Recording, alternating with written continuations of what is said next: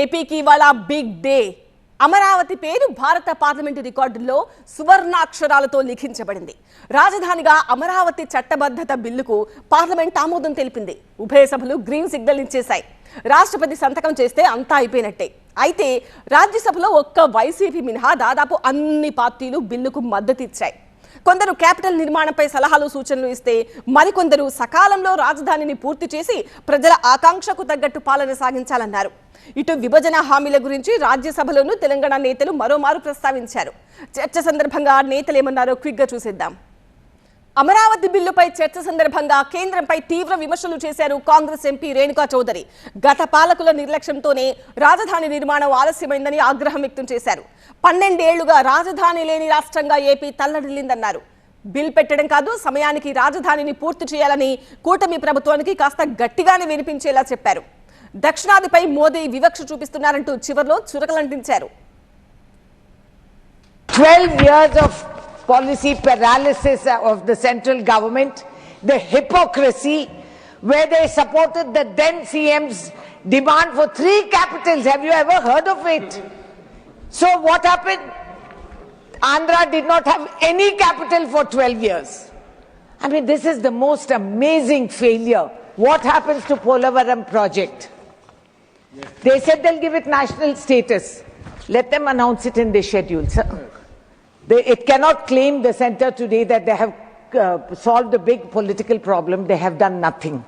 This is cosmetic touch which they have given us. At the ground level, Mr. Now he has to run off somewhere because it's very urgent. Commerce is the one that's hit the most. I had told the then Chief Minister, Pettara Peru, Amravati, Lakpate Pelavara Peru, Kamaravati, Pettu Peru. I have called it. So if he has the audacity to say that, let them have the courage to implement that, sir. ఏపీకి అమరావతిని మించిన రాజధాని ఉండదన్నారు BJP MP R Krishnaiah. Visionary leader చంద్రబాబుతోనే రాజధాని నిర్మాణం సాధ్యమవుతుందన్నారు. రాజధానిపై YCP అనవసర రాద్ధాంతం చేస్తోందన్నారు. అమరావతి ఆంధ్రప్రదేశ్ రాజధానిగా ఉండడాన్ని మేము పూర్తిగా సమర్థిస్తున్నాం. అయితే ఈ విషయం లోపల ప్రభుత్వం తీసుకున్న నిర్ణయం అటు ప్రజల లోపల అన్ని పార్టీల లోపల పాజిటివ్గా ప్రజల అభిప్రాయాలను ప్రజల అభివృద్ధిని దృష్టిలో పెట్టుకొని ఆలోచించవలసిన సమయం ఉంది. దీన్ని రాజకీయ కోణంలో చూడకుండా ప్రజలందరికీ ఈ ప్లేస్ అమరావతి ఒకప్పుడు ఉమ్మడి రాష్ట్రంలో కూడా విజయవాడ సెకండ్ రాజధాని అనేవాళ్ళు, గుంటూరును రాజకీయ రాజధాని అనేవాళ్ళు. అట్లాంటి పరిస్థితుల్లో అందరికీ రాష్ట్రానికి మధ్యలో ఉన్నందున దీనిని అమరావతిని రాజధానిగా చేయడం మొత్తం ఆంధ్రప్రదేశ్ ప్రజలందరికీ ఆమోదయోగ్యంగా ఉంటుంది. అమరావతి బిల్లుపై చర్చ సందర్భంగా ప్రధాని మోదీని ఆకాశానికి ఎత్తారు ఆర్ కృష్ణయ్య. ఏపీ అభివృద్ధి కోసం మోదీ పరితపిస్తున్నారని అన్నారు. అన్ని వర్గాల ప్రజలకు న్యాయం చేయాలన్న సంకల్పంతోనే పలుమార్లు మోదీ ఏపీకి వచ్చారని చెప్పుకొచ్చారు. ఆంధ్రప్రదేశ్ అభివృద్ధి పట్ల నరేంద్ర మోడీ గారు చాలా స్టెప్స్ తీసుకుంటున్నాడు. ఒకవైపు విశాఖపట్నం ఇప్పటికే 3-4 సార్లు పోయాడు. దాన్ని ఒక హబ్గా, కంప్యూటర్ హబ్గా, విజ్ఞాన ఖనిగా మార్చడానికి దాన్ని ఒక పెద్ద ఎత్తున అక్కడ లక్షల కోట్ల రూపాయలు, వేల కోట్ల రూపాయలు తెచ్చి ఆ ప్రాంతాన్ని అభివృద్ధి చేయాలని అనేక కార్పొరేట్ సంస్థలను అక్కడ ఆహ్వానిస్తున్నాడు. అదేవిధంగా విజయవాడ ప్రాంతంలో కూడా ఈ ప్రాంతం అభివృద్ధి చెందాలని చెప్పి ఆహ్వానిస్తుడు.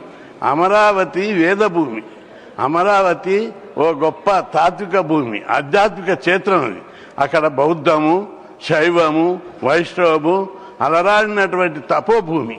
అట్లాంటి పవిత్ర భూమిలో రాజధాని తప్పనిసరి వర్ధిల్లుతుంది. సభలో టీడీపీ, బీజేపీ నేతల తీరుపై వైసీపీ ఎంపీ వైవి సుబ్బారెడ్డి ఆగ్రహం వ్యక్తం చేశారు. అమరావతికి తామెప్పుడు వ్యతిరేకం కాదన్న విషయాన్ని కూటమి నేతలు గుర్తుపెట్టుకోవాలని నొక్కి చెప్పారు. బిల్లులో ఉన్న పలు అంశాలపైనే తమకు అభ్యంతరాలున్నాయన్నారు. భూములిచ్చిన రైతులు నష్టపోయేలా, ఫ్యూచర్ జనరేషన్ ఇబ్బంది పడేలా బిల్లుందన్నారు ఆయన. 7 సంవత్సరాలుగా ఎదురు చూస్తున్న అమరావతి అభివృద్ధి చేసిన ప్లాట్లను 29,000 మంది రైతులకి ఆంధ్రప్రదేశ్ ప్రభుత్వం ఎలా ఎప్పుడు ఇస్తుందనే దానిపై క్లారిటీ లేదు సార్ ఈ బిల్లులో. ఆంధ్రప్రదేశ్కు ప్రత్యేక హోదా కల్పించే విషయంపై ఈ బిల్లులో ప్రస్తావన లేదు సార్. ఈ విషయాన్ని ప్రస్తుత అధికార పార్టీ ఎప్పుడో మర్చిపోయింది సార్. కానీ వైఎస్ఆర్ కాంగ్రెస్ పార్టీ నిరంతరం దీన్ని డిమాండ్ చేస్తూనే ఉంటుంది sir. Sir, before I start my observations on the proposed bill, sir, I wish to make it abundantly clear on the floor of the House, sir. Neither the YSR Congress Party nor our leader Jagan Mohan Reddy garu ever opposed Amaravati, sir.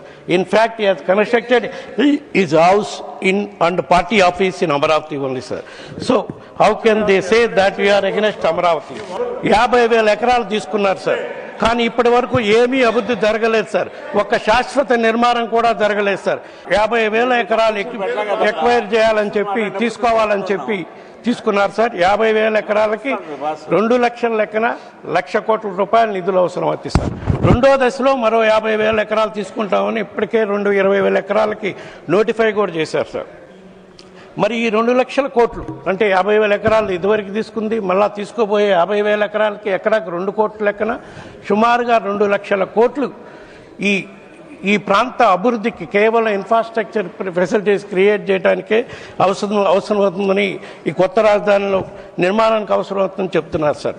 దీనివల్ల కొత్త రాజధాని భావన వచ్చినప్పుడు చేసిన ప్రాథమిక అంచనాల ప్రకారం ద్రవ్యోల్బణం మొదలైనవి కూడా కలిపితే ఈ మొత్తం ఎంత పెరుగుతుందో కూడా ఆలోచించుకోవాలి సార్. దీని మీద కేవలం వడ్డీలకే సంవత్సరానికి సుమారుగా 20,000 కోట్లకి భావితరాలు పే చేయాల్సి వస్తుంది సార్. ప్రతి పౌరుడి తలపై 36,000 అప్పు భారంగా తప్పనిసరి చెప్పబడుతుంది సార్. ఈ నిర్లక్ష్యమైన అప్పులు ప్రయాణం ఇలాగనే కొనసాగితే 2029 నాటికి మన రాష్ట్రం సుమారు 14 లక్షల కోట్ల అప్పుల పర్వతం కింద నలిగిపోతుంది సార్. ఆంధ్రప్రదేశ్లో పుట్టబోయే ప్రతి శిశువుకి సుమారుగా 2 లక్షల అప్పు వారసత్వంగా ఇచ్చే పరిస్థితి వస్తుంది సార్. వైవి సుబ్బారెడ్డి మాట్లాడిన తర్వాత వైసీపీ నేతలు సభ నుంచి వాకౌట్ చేశారు. ఏపీ ప్రజల భవిష్యత్తును తాకట్టు పెట్టేలా బిల్లుందని నినాదాలు చేస్తూ బయటకు వెళ్లిపోయారు. ఏపీ సీఎం చంద్రబాబును కొనియాడుతూనే అమరావతి చట్టబద్ధత బిల్కు జేడీయూ ఎంపీ సంజయ్ మద్దతు తెలిపారు. చంద్రబాబు విజన్ అద్భుతం అన్నారు. हमारे नेता नीतीश कुमार जी के तरफ से इस बिल के समर्थन में सपोर्ट में खड़ा हुआ हूं। चंद्रबाबू नायडू जी बहुत ही विजनरी लीडर रहे। वाजपेयी जी के टाइम में नीतीश जी और चंद्रबाबू नायडू जी उनके सबसे ट्रस्टेड अलाई रहे और आज भी मोदी जी के नेतृत्व में जो सरकार चल रही है, ये दोनों नेता चंद्रबाबू नायडू जी और नीतीश कुमार जी इनके सबसे इंपॉर्टेंट और ट्रस्टेड सहयोगी के रूप में ये सरकार चल रही है। यहां पर అమరావతి 5 కోట్ల ఆంధ్రుల సౌధమన్నారు బీదమస్తాన్. ఒక్క పిలుపుతో రైతులు 33,000 ఎకరాలు త్యాగం చేయడం అద్భుతమన్నారు. అమరావతి రైతుల కన్నీళ్లకు ఈ బిల్ పరిష్కారం చూపించిందన్నారు.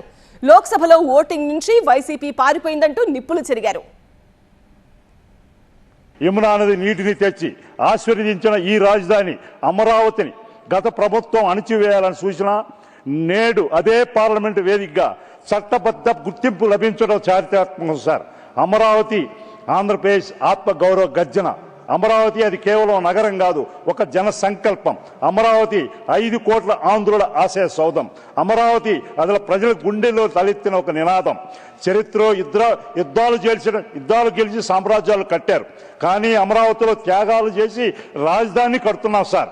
రాజధాని అనేది కేవలం భవనాల సముదాయం కాదు, అది ఒక రాష్ట్ర ఆత్మగౌరవం, భవిష్యత్తు తరాల ఆశయం. అమరావతిని ఏకైక రాజధానిగా గుర్తించడం ద్వారా ఆంధ్రప్రదేశ్ పునర్నిర్మాణానికి పునాది పడుతుంది సార్. ప్రపంచ చరిత్రలో యుద్ధాలు లేకుండా దేశాలు విడిపోయి ఉండవచ్చు, కానీ రక్తం చిందించకుండా కేవలం ఒక పిలుపుతో 33,000 ఎకరాల భూమిని త్యాగం చేసిన రైతన్నల ఏకైక గడ్డ అమరావతి. ప్రజలే భాగస్వాములుగా నిర్మిస్తున్నటువంటి తొలి రాజధాని ఇది. ఇది ప్రజల నగరం, అంటే పీపుల్స్ క్యాపిటల్. ప్రపంచ పటంలో ఏపీని నిలబెట్టే అభివృద్ధి ఇంజిన్ ఇది. గత 5 ఏళ్ల పాలన అభివృద్ధి అనే పట్టాను తప్పించి 3 రాజధానులనే పేరుతో 3 మొక్కల ఆడినటువంటి పరిస్థితి చూశాం. రాజధాని అంటే రియల్ ఎస్టేట్ వ్యాపారం కాదు, అది భావితరాల భవిష్యత్ అని వారు మర్చిపోయారు. ఇప్పుడు కూడా గమనించాం సార్, ఒక మీద అమరావతికి వ్యతిరేకం కాదంటారు. గతంలో 3 ముక్కలాట మాదిరిగా 3 రాజధానులు అన్నారు. మళ్ళీ ఇప్పుడు కొత్తగా మువ్వాని, మచిలీపట్నం, విజయవాడ, గుంటూరు 3 జిల్లాలు కలిపి మళ్ళీ కొత్త రాజధాని ఒక పేరు పెడుతున్నారు సార్. వీళ్ళని ప్రజలు నమ్మరంటే నమ్మరు కాదు సార్. బిల్లును వ్యతిరేకిస్తున్న వైసీపీ ఏపీ ప్రజలకు సమాధానం చెప్పాలన్నారు BJP MP pak Satyanarayana. AP భవిష్యత్తును వైసీపీ అగమ్య గోచరంగా మార్చిందన్నారు. కేంద్రం ఇటువంటి ఆలోచన రహితమైనటువంటి విభజన వల్ల జరిగినటువంటి ఈ పాపానికి పూర్తిగా కాంగ్రెస్ పార్టీ బాధ్యత వహించాలి. దానికి సంబంధించి వాళ్ళ స్పష్టత లేనటువంటి వైఎస్ఆర్సీపీ కూడా దీనికి బాధ్యత వహించేటటువంటి పరిస్థితి ఉంది. కాబట్టి ప్రజలకు సంబంధించినటువంటి అన్ని రకాలైనటువంటి ఆలోచన చేసేటటువంటి చంద్రబాబు నాయుడు గారి నేతృత్వంలో, పవన్ కళ్యాణ్ గారి యొక్క సారథ్యంలో, నరేంద్ర మోడీ గారి నేతృత్వంలో భారతదేశం యొక్క వికసిత స్థితిలో ఆంధ్రప్రదేశ్ అత్యధికమైనటువంటి స్థానానికి వెళ్ళేటువంటి ప్రయత్నం ఉందని చెప్పి ఈ ద్వారా తెలియజేస్తూ ఈ యొక్క బిల్లుకి మా యొక్క సంపూర్ణమైనటువంటి మద్దతు తెలియజేస్తా ఉన్నామని చెప్పి తెలియజేస్తా ఉన్నారు. అమరావతి అంటే ఒక నగరం కాదు, 5 కోట్ల ఆంధ్రుల గుండె చప్పుడు అన్నారు టీడీపీ ఎంపీ సానా సతీష్. రాళ్లు రప్పలు ఉన్న చోట హైటెక్ సిటీని కట్టి చూపించిన వ్యక్తికి అమరావతిని ఎలా తీర్చిదిద్దాలో తెలీదా అంటూ వైసీపీ ఎంపీలపై ఫైర్ అయ్యారు. అమరావతి అంటే కేవలం ఒక నగరం మాత్రమే కాదు, ఇది 5 కోట్ల ఆంధ్రుల గుండె చప్పుడు. సార్, ప్రపంచంలో ఎక్కడా లేని విధంగా కేవలం ఒక నాయకుని పిలుపు మేరకు 29,000 మంది రైతులు తన 33,000 ఎకరాలని రాజధాని నిర్మాణం కోసం ఇచ్చారంటే ఆ నాయకుని మీద వారికి ఉన్న నమ్మకం చెప్తుంది సార్. ఇది 40 ఏళ్ల రాజకీయ అనుభవం, రాజకీయ పరిపాలన దక్షత ఉన్న నాయకుని మీద నమ్మకంతో ఇచ్చిన రైతులు సార్.